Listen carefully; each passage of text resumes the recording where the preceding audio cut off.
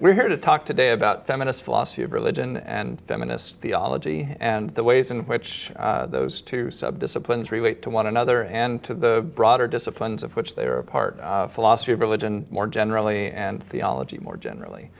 I'm Michael Ray. I'm one of the directors of the Center for Philosophy of Religion, and with me are Pamela Anderson, who is on the Faculty of Theology and Philosophy at Oxford University, and Andrea White, who is at the Candler School of Theology at Emory University. So thanks very much for being here with us. So one of the things that we've been trying to do here at the Center for Philosophy of Religion is build some bridges between philosophy of religion and theology. And as I'm sure you both have experienced, this isn't always the easiest thing in the world to do. Traditional philosophy of religion has typically thought rather differently about key questions about God and human personhood and things like that from the way in which those topics are approached in theology, especially in the 19th and 20th centuries. And I was wondering if maybe you both could just start and say a little bit about what each of you works on. So I know, Pamela, you work primarily in the philosophy of religion. Andrea, you work primarily in theology, but maybe you could say a little bit more about each of those things and about how feminism enters into your work. Thank you very much.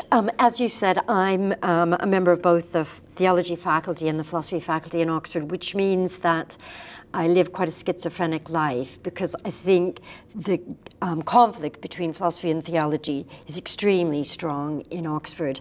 We have one chair, Christian philosophy of religion, which isn't owned by anyone.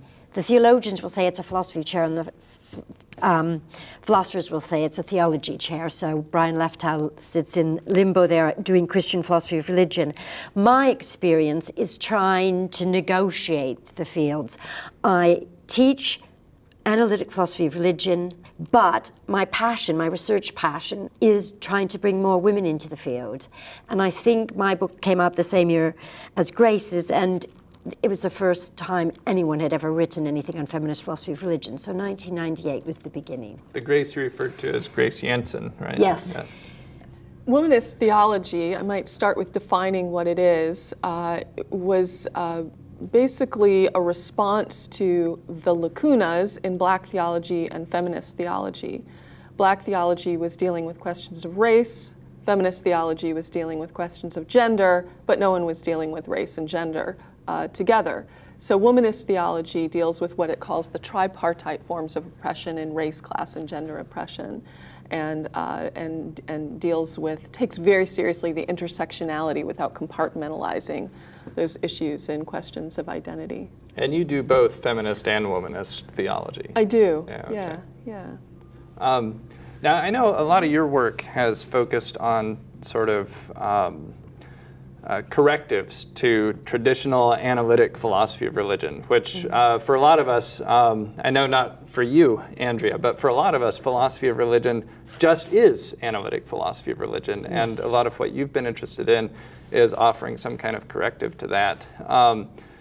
And I know that you've got background in analytic philosophy, and I think to some extent analytic philosophy of religion, but you've chosen to just take your research in a different direction, and you focus, I think, mainly on the work of sort of so-called continental and postmodern thinkers. Yeah. One of the things I was really interested to bring out in this conversation is just what the two of you think are some of the tensions between analytic philosophy of religion on the one hand, and maybe feminist thought, to just sort of cover all of the these other subdisciplines that are on the table right now. Well, analytic philosophy of religion tends to focus on concepts and arguments which you might say are essentially timeless, whereas continental philosophy has often been influenced by other disciplines. For example, it might be psychoanalysis or critical theory or politics. And so continental philosophy and continental theology tends to be looking at things that analytic philosophers of religion might say are social theory or sociology. They'll say, oh, well, that's not philosophy. And the difficulty is that analytic philosophy of religion, you don't want to just jettison it because there's a lot of important traditional debates there. But if you use some of the arguments from continental philosophy, you might think you have to because it's so abstract. It's not dealing with the concrete, the embodied.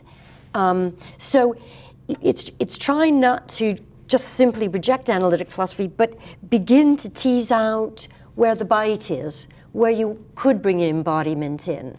Yeah, I think one of the ways to make the distinction might be to, and I'll pick up on your comment about concepts, that philosophy of religion might take for granted some concepts when describing, for example, divine attributes. And a continental approach is going to problematize those concepts. So there's a sort of a tendency to look at structures in a way that opens up an understanding of, for example, the divine-human relation. How does the divine-human relation look when a human experience is coming from a particular context, so that that context then informs how the divine-human relation is perceived? And then that might be the starting point methodologically for understanding what the concept of God might look like. Divine sovereignty, divine providence is going to look differently from an African-American woman's religious experience perspective than from a European male's perspective, just speaking very broadly and generally. Do you have some particular ideas of what some of the differences might be? Yeah, some of the really rich discussions, especially in womanist theology, have been on atonement theory.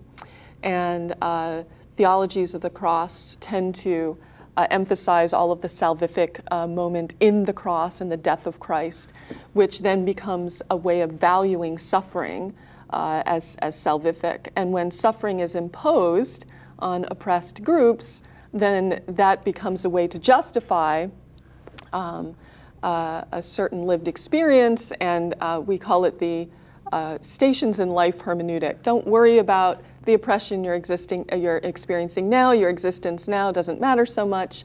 The eschatological reward will compensate. So that is problematic, and Pamela brought up the questions of justice and justice issues that come into play there. So the way in which we understand atonement is going to look differently when you bring in questions of justice. I mean, an analytic philosopher, though, might say, oh, well, that's all very interesting and that's all very important and it's clearly relevant to theology, and obviously there's overlap with interest in atonement and philosophy of religion. But a lot of what you're probably describing might be put into the area of religious diversity or relativism, universalism, in that sort of debate. So the categories are quite rigid. And in order to have the kind of like feminist intervention, you need to be asking, well, what makes feminist philosophy distinctive? Or if we wanted to say womanist, I mean, we could talk about where would womanist cut into the question of, can God create a stone too heavy to lift? It's these sorts of things that are not, it's not simple where they bite. Yeah, I think the philosophical questions that are interesting to womanists might be on the phenomenological plane. So how do we understand concepts phenomenologically? And that might be the hook. This is a question for theology and philosophy in general. What makes something a theological question rather than just a purely philosophical one? What makes womanist theology theological rather than just a question about identity politics and social theory? So it's a constant question. Yeah. But what's so interesting about analytic philosophy of religion is it has very, very strong sense of identity. And what's made it flourish right through the 20th century into this century, into your center, big centers on philosophy of religion, is that it has such a strong sense of identity. It is looking at traditional theism. It is looking at proofs for the existence of God, questions about divine attributes. religious experience, but not in a phenomenological sense. And so there's a real question amongst, I think, feminist theologians as whether they should waste their time on analytic philosophy of religion. And that's been a problem for me. I mean, one thing that alienates me from some feminist theology is that they really want to say, well, that's just patriarchy. I won't read your book because, you know, if you're doing analytic philosophy of religion, that's patriarchy. If you're doing, you know, it's this sort of bite. What would the connection between analytic philosophy of religion and patriarchy be? I mean, suppose we were having a very slow conversation and someone says, yeah, the analytic philosophy of religion, that's just patriarchy, and we stop and we say, well, now wait, why? What's the link? Yeah. I mean, theism comes out of a patriarchal tradition, so theism has been defined by a very male-centered understanding of who God is. So that's just to begin with. But yeah, you were going to... Well, I mean, I don't disagree with that. I think what's problematic, though, is we don't want to just say, okay, well, then we don't do that, because it's all male. I mean, one of the things I've tried to resist in philosophy of religion, and maybe it makes my work more complicated, is what you might call an essentialism, where you have feminists saying, okay, theism is just a form of masculinism, and feminism is irigere or whatever, becoming divine women. And then you've got a separation and an opposition. Yeah. And so the irigere feminists want nothing to do with traditional analytic philosophy of religion. And we're not getting anywhere then. Yeah. It's just the separatism. Yeah. But the issue is more, and I know that this is an issue for you and some of your work too, the issue is more than just, well, the God of classical theism is referred to by male pronouns. I mean, part of the issue, at least in the feminist philosophy of religion that I've read, is like some of the traditional divine attributes are taken to be gendered, right? Yeah. So the ones that stand out most are aseity and impassibility, maybe others. I'm wondering if you could speak to this a little bit. Well, actually, this connects with the Logos workshop last year on mind, body, and the divine, and the way in which we've understood. I think the essentialism is a great way to get at the question, because the way in which we've understood divine attributes tends to overemphasize the mind at the expense of the body, right? And so we've got this dualistic way of thinking about human and divine relations that winds up devaluing embodiment. But then the flip side, to change the narrative is not necessarily to turn the hierarchy on its head so that now we have body over mind. And I think that's sometimes, I think the mistake is that we are continuing the same narrative, just flipping it on its head. So instead, we might understand we can subvert the narrative altogether if we get away from the dualisms and from the essentialisms. Yeah. But I think your question's right. I mean, philosophy, because it deals with concepts, often doesn't deal with bodies. So you might say, well, theology deals with the bodies, you know, philosophy let it go on with the concepts. But I think that the more feminist philosophy develops in different branches, like feminist epistemology. So, for example, you might ask a question about the epistemic locatedness of a knower and how that might affect how you look at God's independence, and whether the view of God's independence can be understood without bringing in gender, especially if you talk about God's independence in terms of a he, because you probably have some sort of bias in your mind about that. Can you imagine something about independence without bringing in aspects of gender? So a lot of feminist philosophy of religion will tackle the example you might use. So the concept of independence itself might not be, you know, gendered, but the examples will then start bringing in the bias, and that's where I like to tease out, because I don't want to take either side to say that masculine, you know, is analytic philosophy of religion, and feminism is the embodied side. I think that's really problematic, because then we're not actually doing philosophy. Yeah, you both have mentioned embodiment a few times, and I know that's an important concept in feminist philosophy. Can you say something about why it's important? What is it about feminist thought that leads the feminists to want to say, look, we've got to stop thinking in Cartesian ways about, we're just these sort of pure souls that happen to be attached to bodies or something like that. We really need to get embodiment and features of the body as somehow integral to our philosophy. Jean-Luc Marion is a French phenomenologist who says that the scandal to thought is not so much transcendence, but immanence. And that actually what we struggle with more is the way in which we face another person who is immediately present to us, and yet there is always a threat to that immanence. And that's what's scandalous. That's what's more difficult to think of conceptually than even the question of transcendence. So embodiment matters. I think one of the best ways I know to describe why embodiment matters is through the lens of womanist theology. And in fact, it does it in a most paradigmatic way because of the way it deals with race, gender, and class issues. All of those are, of course, features of embodiment.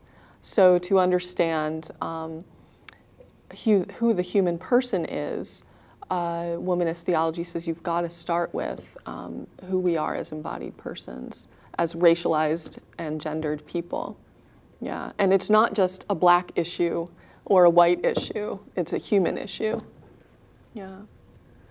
Again, the trick is not getting, I don't disagree with anything you're saying, but it's also not getting away from the philosophy of religion then.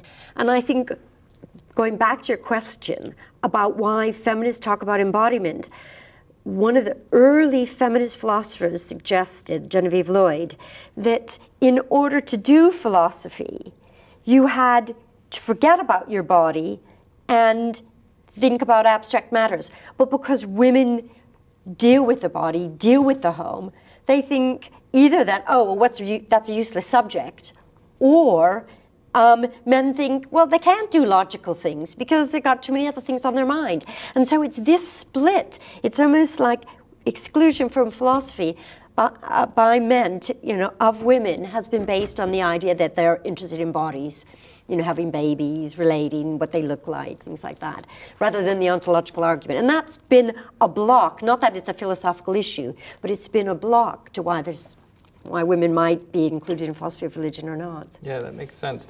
This issue about neglected topics is one that I've seen pushed in interesting ways in the work of Grace Jansen. Yes, Particularly in connection with the problem of evil.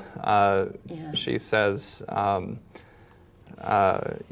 the typical way of discussing the problem of evil is just to focus on, well, how could a good God be justified in permitting all this suffering? And we don't so much pay attention to who's suffering and what can be done about the suffering. And what's interesting, and this came up in the discussion of the atonement theorizing, that the typical analytic philosophical reaction to that is, well, yeah, but those aren't the philosophical questions. Yes. And then what Jansen points out is, well, that rests on certain presuppositions about what the philosophical questions are and which ones can legitimately be brought to the table and which ones can't be. Off the top of your heads, can you think of other sort of topics that you see getting kind of excluded from discussion in analytic philosophy of religion that you'd like to see thrown out on the table? Maybe, they're ones that you've already talked a lot about in your own work, or maybe they're ones that you're just thinking about now. Before we answer that, can I just say I think this is a great example, the theodicy question, because the womanist theologians don't do theodicy. There's all kinds of descriptive work of oppressed existence, but there's no theodicy per se, because a theodicy doesn't actually have an ethical response to oppressed context of oppression. So it may answer the why question, but not the ethical question or the, So I think that's a great example, I mean, ideally, we should be able to do what Grace was doing with the problem of evil with any of the other topics, I'm certain. And in fact, that's what I think articles in feminist philosophy of religion are continuing to do. Maybe it's a bit of a similar kind of question that I'd like to ask in the area of religious epistemology. I mean, I'd like to be able to look at issues of epistemic injustice and how certain social markings affect who you trust, whether it's a testimony, or how certain gender stereotypes come in to exactly what we hear being said. I heard an example in the car last night.